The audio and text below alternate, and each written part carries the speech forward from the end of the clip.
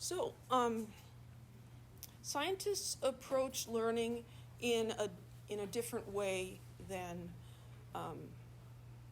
is what is maybe natural to humans and what is used in other fields of study. And so the scientific approach is based on observations and experiments. It's empirical. And the scientific method is a name for the process by which we evaluate what's going on. We observe nature and we conduct experiments to test our thoughts and ideas about what we think is going on. So key characteristics of the scientific method would include observation, formulation of hypotheses, it's plural for hypothesis, experimenting, and then deriving laws and theories about that. So that's a link to a cute little video, but it's 4 minutes, and I think we can just skip that. Go back and watch that later if we want. So one of the steps in the scientific method is observation. This is looking at stuff and making observations, right? Observing it. We also refer to this as data. Data can be qualitative or quantitative. You can measure how long something is, or you can record what color it is. A description of the characteristics or behavior of nature. And the example that your book talks about here is a scientist named Antoine Lavoisier, lived back in the 1700s. This is a picture of him and his wife, a painting. And one of the things he's famous for is he made careful measurements of objects before and after burning them. Anybody here like to play with fire? Right? You might be a secret chemist. Chemists like to play with fire. So he would find the mass, the weight of something, and then he'd burn it in a closed container and weigh the container afterwards to see if it changed. And what he noticed was, if you burned it in a closed container, there was no change in the total mass of the container. Now, if you burn a log in the fireplace, does it weigh the same amount afterwards? No. It's a big, heavy log, you're barely able to get in there. That's if there's a burn day when you can actually have a fire. And then after it's all gone, there's just like ashes, right? And they're light and fluffy. What happened to the stuff that was so heavy? Where did it go? Right? He was curious. So he found if you burn it in a closed container, it's not lighter afterwards. Well, there's some ashes in there. Those are lighter, but there's something else in there that makes up the mass. So that was like, So that observation leads you to a hypothesis. What could be going on there? How can we possibly explain that? Now, we look back at the history of chemistry, and some of those original hypotheses seem really a bit ridiculous, right? But they didn't know what was happening. So you make a hypothesis, which is, a proposed explanation. So what he explained was, it doesn't change mass because the substance, when it burns, it combines with a component of air. And so that's why it still weighs the same amount afterwards. So a key characteristic of a good hypothesis is it needs to be falsifiable. It needs to be testable. We can't have things like, some invisible aliens come in and they do this, magic and change this thing into something else. And there's no way to see it. Well, then you can't disprove it either, right? So, it could be true, but we're never going to know because you can't test it, right? So a hypothesis needs to be something that you can test. So we test the hypothesis using experiments. In the experiments, we try to be very careful about all the different factors or variables that there could be, and we try to control those. So one of the important things about his experiments was it was in a closed container. If you do it in an open container, you get very different results, right? So the closed container. So you do the experiment, and honestly, most of the time, it says, you're wrong. That's not the answer. So you give up and you go do something else. No, you try again, right? You modify the hypothesis and you try it again. Sometimes you realize, well, that was just really dumb. That can't work. Let's totally get rid of that one. We're going to try a different one. Scientists spend their careers proving themselves wrong. So, we just get accustomed to being wrong. And when you find something that's right, then it's super, super exciting. So you test the hypothesis, and the experiment supports it. And then you test it again. And then you write an article about it and tell everybody else about what you found, and they're like, I don't know. I want to try that too. And that's the purpose of publishing, is so you tell people how you did it, and then they're going to go and try it. Because they're like, I don't know, that doesn't sound right. And they try it, and they're like, it worked. It is like that. And lots of people try it, and then they have some different ideas, and they try other things. And after it's been tested a lot, it can become a law or a hypothesis. A law is something that just summarizes the observations and allows us to predict what's going to happen in the future. It's not explaining how it happens or why, right? You're familiar with the law of gravity? So what does the law of gravity predict will happen if I let go of this pen? It's going to fall every single time. Does the law of gravity explain why that happens? No. In fact, scientists are still a little iffy on exactly how gravity works.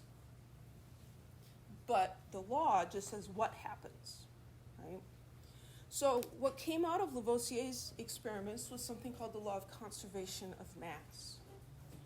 In a chemical reaction, matter is neither created nor destroyed.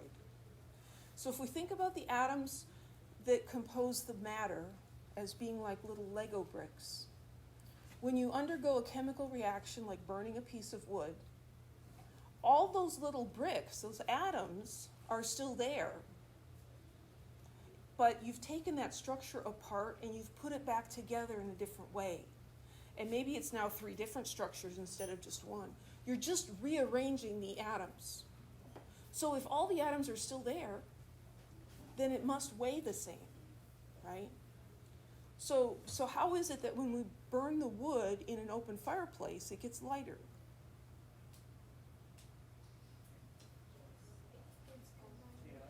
It gets combined with the oxygen in the air, and those products are gases, and they literally go up the chimney, right? Carbon dioxide and water vapor.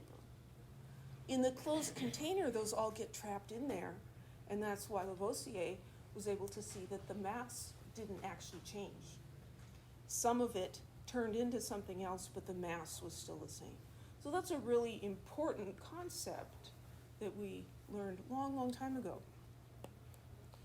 Scientific laws are still subject to experiment, and scientists are kind of ornery in some ways. They're like, I bet I can find a situation where this doesn't work.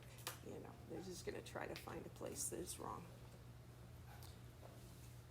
One of the differences between, like, the state of California has laws, right? Or scientific laws. You can't just say, I am not obeying the law of gravity today. I'm just going to go up on the roof and I'm just going to walk on thin air across to the next building. Is that going to work? No. Can you say I'm not going to obey the speed limit today? Yeah. People do it all the time. Now, you might get in trouble for it, but you can choose to disobey it. You cannot just disobey a scientific law. Scientific laws describe how nature behaves. So if we have well-established hypotheses, those tentative explanations of these observations, those may become a scientific theory. A scientific theory is a model for the way nature is and tries to explain not just what it does, but why it does that. So after Lavoisier, a guy named John Dalton developed his atomic theory, which explained the law of conservation of mass. Lavoisier says, this is what happens. I don't know how or why, but every time it does this. Dalton said, well, the reason is that the matter is composed of these little building blocks called atoms. And when you have a chemical reaction, we're just rearranging them. The particles are not created or destroyed, and so the mass is the same. That's explaining why. So that's a theory. Law says what happens. Theory explains why. A theory is as close to truth as we can get in science. We can never prove something to be true because we may discover new information in the future that causes us to rethink that. That's one of the things that I think was very, very confusing about the whole pandemic. The general public felt like the officials kept changing their minds. Right? They're like, well, you said not to wear masks, and now you say you should wear masks, and you said this, and you said that. You keep changing your mind, you don't know what you're talking about. Well, in the beginning, they really didn't know what they were talking about, but they were just making their best hypothesis, the best guess, really, that they could. And then as new information came out, they said, oh, that wasn't right. We're going to modify that. We should do this now. And so everybody does this, and it's kind of like a worldwide experiment, not very well controlled, of how to deal with COVID. Right? But that's how science works. It's not just a bang, bang, bang, you set out to do something. There's all these hiccups.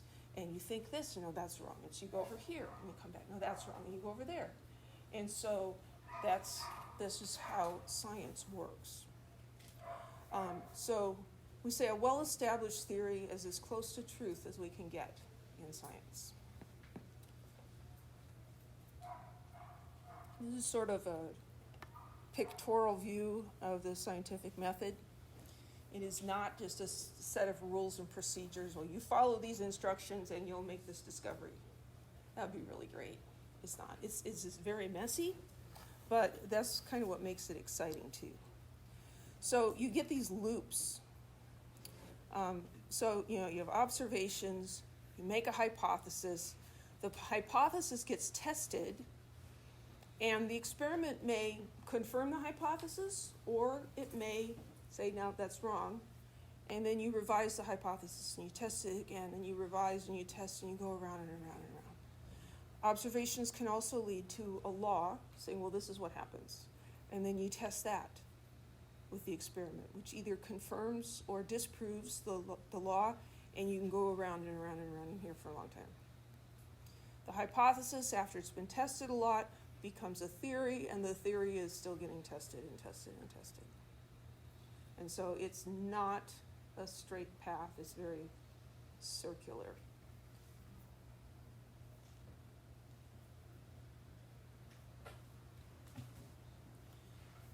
So, which statement best explains the difference between a law and a theory? Anytime you're doing multiple choice, you should always read all the answers first before you make your choice. So A says a law is truth, a theory is mere speculation. A law summarizes a series of related observations. A theory gives the underlying reasons for them.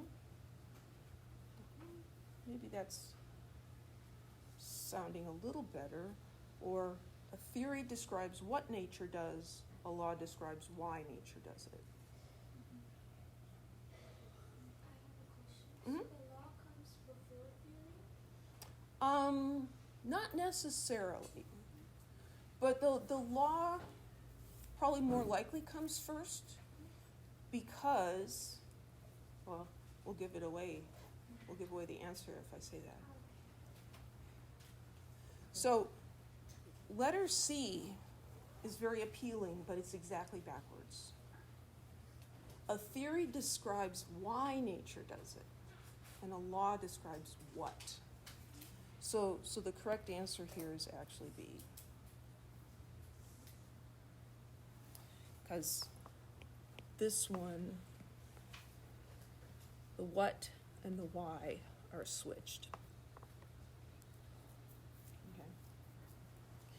So finding out what nature does and figuring out, well, if I do this, it's going to do that, and if I do this, it's going to do that.